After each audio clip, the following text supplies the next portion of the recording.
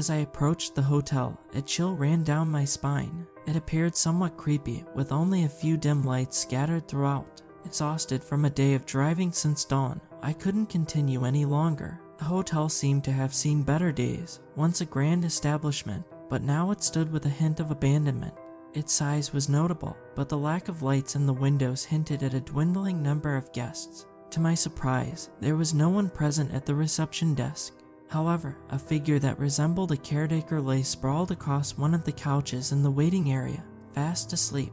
As I stepped further into the lobby, the slumbering individual seemed to sense my arrival, jolting awake in an instant, as if awakened by an unseen force. His sudden responsiveness hinted at a keen awareness of his surroundings, and he promptly rose from the couch, ready to attend to my needs. The man standing before me was of modest stature, measuring around 5 feet and 5 inches, and appeared to be in his early 40s. However, there was an unsettling peculiarity in his demeanor. Whenever our gazes met, he would abruptly shift his eyes away, looking behind over my shoulder. With a wearied voice, he inquired, "Are you in search of a room?"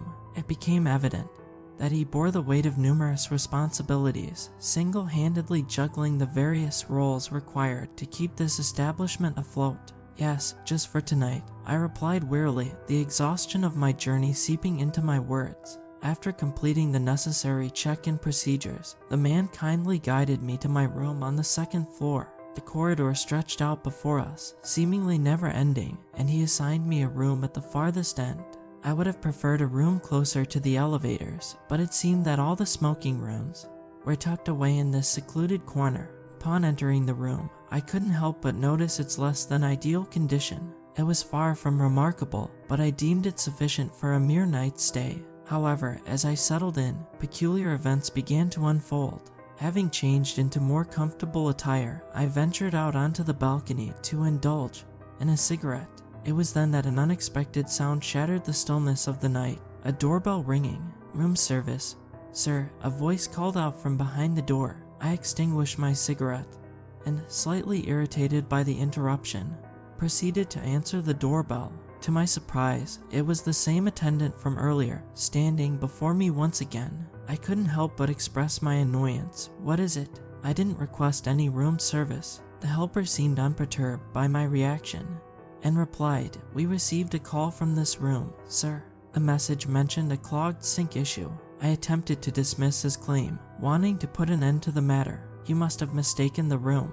I didn't make any call." However, he persisted, disregarding my protest. "Please, sir, allow me to check once. This room has frequently encountered such problems." His insistence struck me as peculiar, but before I could respond, he made his way towards the bathroom. Confused and somewhat agitated, I followed him into the bathroom, demanding an explanation for his behavior. As the helper turned on the tap, the sink emitted a gurgling sound, confirming his earlier claim of a clog. He swiftly took out a container of drainage powder and skillfully applied it, accompanied by some adjustments to the pump. Remarkably, the sink began to drain properly once again. With the issue seemingly resolved, I contemplated retiring for the night. However, the presence of the helper still lingering in the room made me uneasy. Deciding to step outside for a smoke, I made my way to the balcony. To my astonishment, I noticed 3 cigarette butts occupying the ashtray. Perplexed, I recalled having smoked only 1 cigarette earlier. Returning indoors, a sense of unease crept over me, as if something was amiss. Upon closer inspection, I discovered both bottles of water had been opened, although I distinctly remembered opening only one. The arrangement of the pillows seemed disturbed, as if recently shifted, and the bedsheets appeared slightly disheveled, as if someone had recently occupied the bed. As the helper made his way out of the room, satisfied with his fix, I couldn't resist stopping him. However, the strange occurrence that had been bothering me felt too bizarre to put into words. "Listen," I began to speak, but the words eluded me. The situation felt inexplicable, and I hesitated to voice my concerns. "Nothing. Thank you for your assistance," I eventually managed to say, allowing the helper to leave.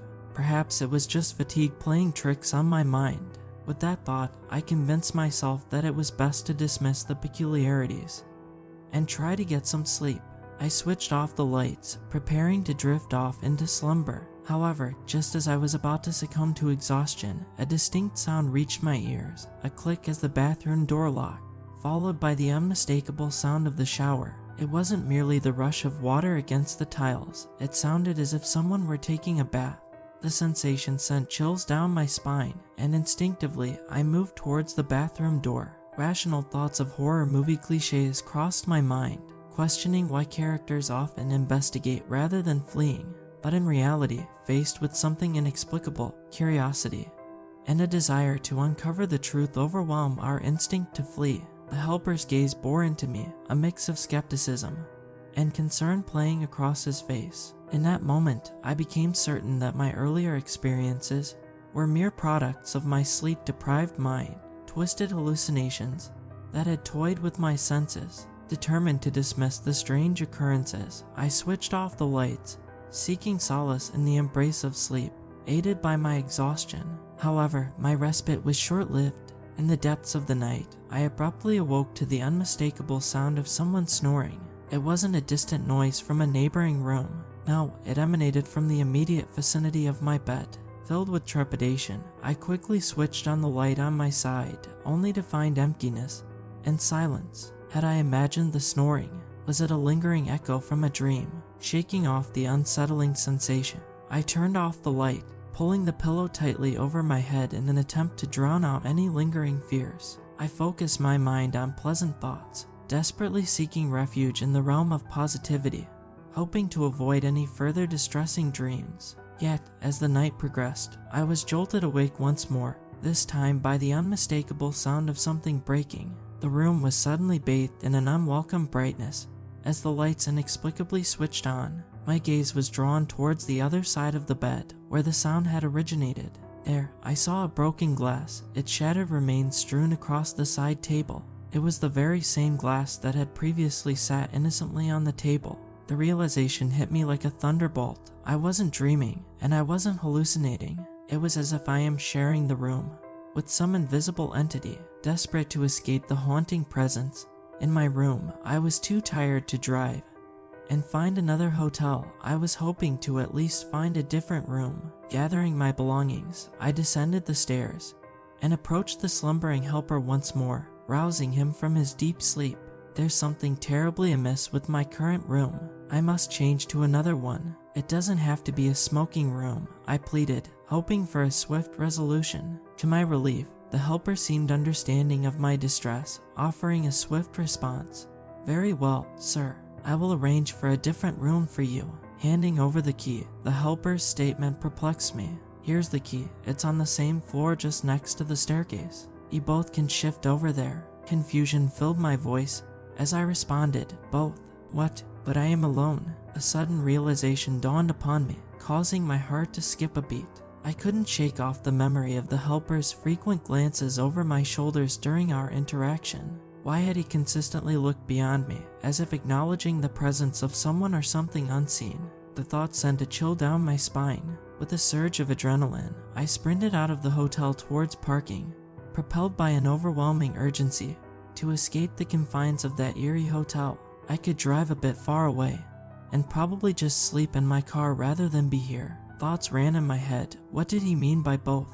What was he saying with me? Sliding into the driver's seat, I hastily started the engine, eager to put as much distance as possible between myself and that enigmatic place. However, my relief was short-lived as the car's incessant beeping pierced the air, accompanied by the seatbelt warning light illuminating on the dashboard. Puzzled, I glanced down, only to realize that I was already securely fastened by my seatbelt.